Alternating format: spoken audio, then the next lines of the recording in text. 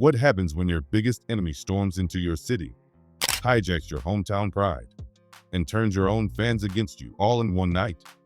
For Drake, that question just got answered in the most brutal way imaginable. And it didn't end on stage, because now fists are flying, alliances are shifting, and what started as lyrical warfare is turning into something way more dangerous. It all began on June 12, 2025. Kendrick Lamar didn't just show up in Toronto, he took over, performing at the Rogers Center, the city's crown jewel venue. Kendrick delivered a show that many fans are calling the most disrespectful act in modern rap history. And not just because of what he performed, but because of where he did it. Drake has never headlined a full solo concert at the Rogers Center, ever. Despite being the so-called King of Toronto, that stage remained untouched by him. And Kendrick knew it. That's why he made it the setting for his most powerful shot yet. When he performed Not Like Us, the track that torched Drake's reputation, right there in the heart of Drake's territory, it sent shockwaves through the hip-hop world. Now, imagine thousands of Torontonians, people wearing OVO gear, people who've supported Drake for years, on their feet, giving Kendrick a 2-minute standing ovation after that diss track. They weren't quiet. They weren't confused. They were loud, proud, and chanting every single word like it was their national anthem. For Drake, this wasn't just a diss. It was a home field defeat with his own city cheering for the other team. And it didn't stop there. Social media lit up. Videos of the crowd surfaced online. Clips showing fans calling for encores of Not Like Us at a Kendrick Lamar concert in Drake's city.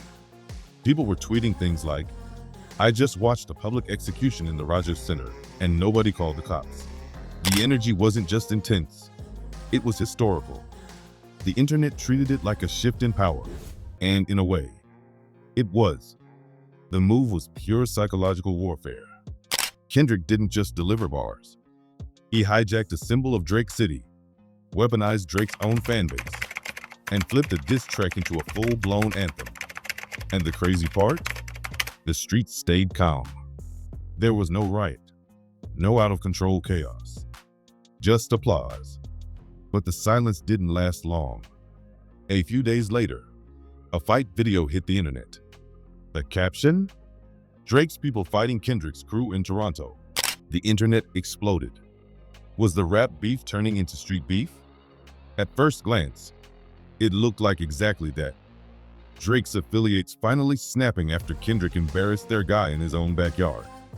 But then, the twist came. The people in the clip were Drake's affiliates, sure, but they weren't throwing hands with Kendrick's team. Nah, they were in a full-blown brawl with a different rap legend, Rick Ross. Here's how we got here. Go back to June 30th, 2024, Vancouver's Ignite Music Festival. Rick Ross hit the stage and decided to send a message. As he wrapped up his set, he didn't end with one of his own hits. Instead, he blasted Kendrick Lamar's Not Like Us through the speakers. Loud, clear. In Canada, it was a direct shot at Drake in his own country. That move was bold, but it came with consequences. As the track echoed through the festival, someone in the crowd shouted, "Turn that off. Wanna bang out?" Seconds later, a punch landed. Chaos erupted. Videos show a brawl breaking out between Ross's crew and a swarm of fans. It wasn't random. It was retaliation. Ross had made his choice in the Kendrick versus Drake war, and Drake supporters weren't having it. This wasn't just rap fandom anymore. This was street politics. But Ross? He played it like a boss. After the incident, TMZ caught up with him. Instead of whining or escalating things, Ross brushed it off, called Vancouver beautiful, said nobody got hurt. He even laughed it off in a later interview, mocking his attackers, describing one dude as looking like Bam Bam Bigelow, and claiming he only got hit with a drink, not a punch. That wasn't just shade. It was domination. Ross turned the whole thing into a joke, making his enemies look soft while elevating his own aura. But here's where it gets crazier. Drake didn't stay silent. He went online and liked a post about the Ross fight. The caption? A warning not to come to Canada if you've got beef with Drake. Then, on Canada Day, Drake posted laughing emojis and celebration messages. Fans took it as a victory lap.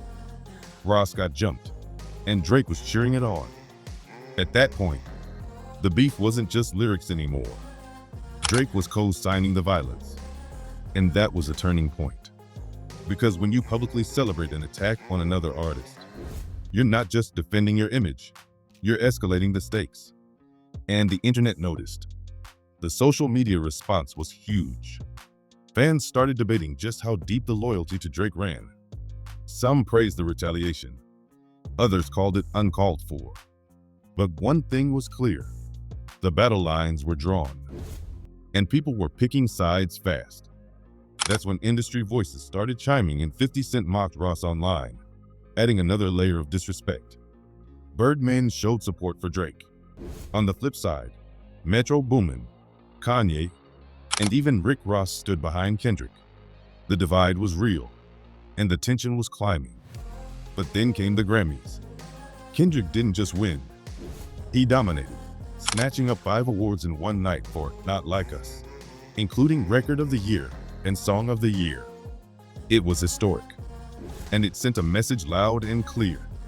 The industry was choosing sides too. Whack 100 broke it down in a way nobody else could. He said, straight up, Kendrick didn't just win because the song was good. He won because the industry was punishing Drake. Every legal move Drake made, every diss track, every attempt to undermine Kendrick, only pushed Kendrick higher. Drake tried to sue Universal Music Group, accusing them of boosting Kendrick's streams and smearing his name. But it backfired. Hard. Instead of hurting Kendrick, it drew more attention to him. His album sales skyrocketed. His tour dates sold out. His influence doubled. Wack said it best. Drake's making the Kendrick train go even faster. Every time Drake made a move, it added more fuel to Kendrick's fire. One moment said it all. At the Grammy afterparty, a clip went viral of Dr. Dre high-fiving a Universal executive after Kendrick's sweep. It was like watching the old guard of hip-hop pass the torch. Symbolically, they were saying, we're backing Kendrick now. And what did Kendrick do next? He went on tour. Stadiums. Packed. Global. The takeover wasn't slowing down. It was accelerating. Even Drake's allies in the media were starting to fold. DJ Academics, one of Drake's loudest defenders, admitted that Kendrick got into his head. Kendrick name-dropped him in a verse, saying even Ack looked compromised. That one line neutralized him. Every time Ack tried to comment on the beef after that, fans clowned him. Kendrick didn't diss him directly. He just observed the bias. And that was enough to shut it all down. That's how strategic this war became. Kendrick wasn't just battling on stage. He was playing chess behind the scenes, disarming critics, flipping fans, and even turning Drake's hometown against him. The loyalty from Drake's supporters was undeniable, but Kendrick's ability to convert them, that was terrifying. And now, as we sit in the aftermath of brawls, diss tracks, Grammy sweeps, and social media warfare, the question isn't who won the beef, it's what just happened to hip-hop? Because this wasn't just two rappers throwing shots. This was a cultural shift. It was about legacy, credibility, power, the difference between manufactured fame and earned respect. Kendrick took the biggest risk of his career by going at Drake. And now, he's not just surviving, he's thriving. Meanwhile, Drake is stuck playing defense in a war he used to control. Every punch he throws gets turned into Kendrick's highlight reel. And as long as Kendrick keeps stacking wins, from award shows to street anthems to sold-out tours, it's looking more and more like the crown might have already changed hands. So what's next? More music? More battles? Or does Drake finally switch strategies and try to reclaim the narrative in a whole new way? One thing's for sure, this story is far from over. The streets are still watching. The fans are still choosing. And Kendrick? He's not done dancing on the ruins of the OVO Empire. If you thought this was wild, wait till you see what's coming next.